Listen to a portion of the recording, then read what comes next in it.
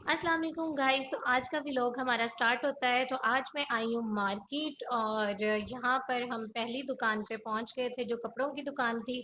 और मुझे एक जेंट्स सूट लेना था, वो मैंने लिया। हमने ईद की शॉपिंग करनी थी। तो यहाँ पे जो है ना मार्केट आप हमारी देख सकते हैं। ये चिश्तियाँ की मार्केट है, इतनी बड़ी नहीं है लेकिन गुजारे लायक है।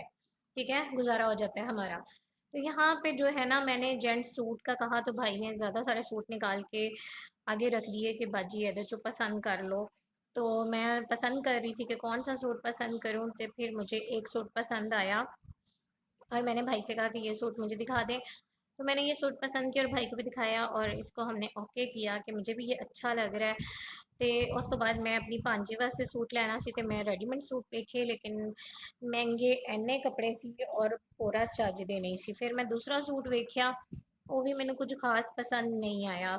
ਲੇਕਿਨ ਅਸੀਂ ਕਿਹਾ ਨਹੀਂ ਅੱਛੇ ਕੱਪੜੇ ਨਹੀਂ ਆ ਤੇ ਉਹਨਾਂ ਨੇ ਕਿਹਾ ਤੁਸੀਂ ਹਫਤੇ ਨੂੰ ਆਈਓ। ਅਸੀਂ ਫਿਰ ਉੱਥੋਂ ਇੱਕ ਜੈਂਟ ਸੂਟ ਪਸੰਦ ਕੀਤਾ ਤੇ ਉਹ ਖਰੀਦਿਆ। ਇੱਕ ਸੂਟ ਮੈਂ ਆਪਣੇ ਲਈ ਲਿਆ। ਉਸ ਤੋਂ ਬਾਅਦ ਅਸੀਂ ਜਿਹੜਾ ਨਾ ਟਾਟਾ ਬਾਏ ਬਾਏ ਕੀਤਾ ਤੇ ਸ਼ੁਕਰੀਆ ਕੀਤਾ ਤੇ ਉਸ ਤੋਂ ਬਾਅਦ ਅਸੀਂ ਅੱਗੇ ਨੂੰ ਚੱਲ ਪਏ। फिर असी तुरदे तुरदे अगे गए और धुप इन्नी ज़्यादा सी, इन्नी गर्मी सी गाइस कि बहुत ज़्यादा गर्मी सी। आवाम भी जो है ना धुप च बाहर नहीं निकलती तो शाम को ज़्यादा शॉपिंग करती है लेकिन सानू जल्दी सी कि असी जल्दी जाइए।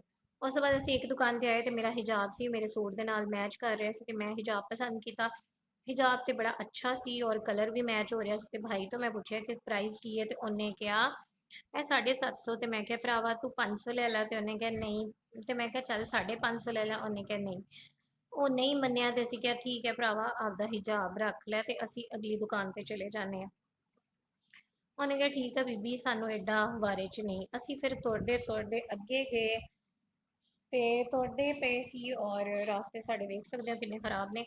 ਉਸ ਤੋਂ ਬਾਅਦ ਅਸੀਂ ਤੁਰਦੇ ਤੁਰਦੇ ਅੱਗੇ ਗਏ ਤੇ ਲੱਭਦੇ ਪਏ ਸੀ ਹਿਜਾਬ ਤੇ ਇੱਕ ਭਾਈ ਨੇ ਕਿਹਾ ਆ ਜਾਓ ਬਾਜੀ ਤੁਹਾਨੂੰ ਕੀ ਚਾਹੀਦਾ ਹੈ ਮੇਰੀ ਦੁਕਾਨ ਤੇ ਆ ਜਾਓ। ਅਸੀਂ ਕਿਹਾ ਨਹੀਂ ਭਰਾਵਾ ਅਸੀਂ ਕੁਝ ਹੋਰ ਵੇਖਦੇ ਫਿਰਦੇ ਹਾਂ ਤੇ ਅੱਗੇ ਜਾਂਦੇ ਹਾਂ। ਇੰਝ ਅਸੀਂ ਫਿਰ ਤੁਰਦੇ ਤੁਰਦੇ ਤੁਰਦੇ ਤੁਰਦੇ ਔਰ ਤੁਰਦੇ ਹੀ ਗਏ ਔਰ ਬੁੱਢੀਆਂ ਜਿਹੜੀਆਂ ਨਾ ਸ਼ਾਪਿੰਗ ਕਰਦੀਆਂ ਫਿਰਦੀਆਂ ਸੀ। ਔਰ ਸਿਸਟਰ ਕਹਿੰਦੀ ਇੰਨੀ ਗਰਮੀ 'ਚ ਤਾਂ ਮੈਨੂੰ ਲੈ ਕੇ ਆ ਗਈ ਹੈ। ਮੈਂ ਕਿਹਾ ਕੋਈ ਗੱਲ ਨਹੀਂ ਆਪਾਂ ਗਰਮੀ ਇੰਜੋਏ ਕਰਦੇ ਹਾਂ। ਅੱਗੇ ਆਏ ਤੇ ਅੱਗੇ ਸਾਨੂੰ ਇੱਕ ਜੂਸ ਵਾਲੀ ਦੁਕਾਨ ਨਜ਼ਰ ਆਈ ਤੇ ਅਸੀਂ ਤੇ ਕਿਹਾ ਜੂਸ ਪੀ ਲਈਏ ਫਿਰ ਅੱਗੇ ਤੁਰਿਆ ਜਾਏਗਾ। ਜਿੰਨੀ ਗਰਮੀ ਪੈਂਦੀ ਹੈ ਅਸੀਂ ਕਿਹਾ ਭਰਾਵਾ ਮਿਲਕ ਸ਼ੇਕ ਬਣਾ ਦੇ ਤੇ 2 ਗਲਾਸ ਬਣਾ ਦੇ।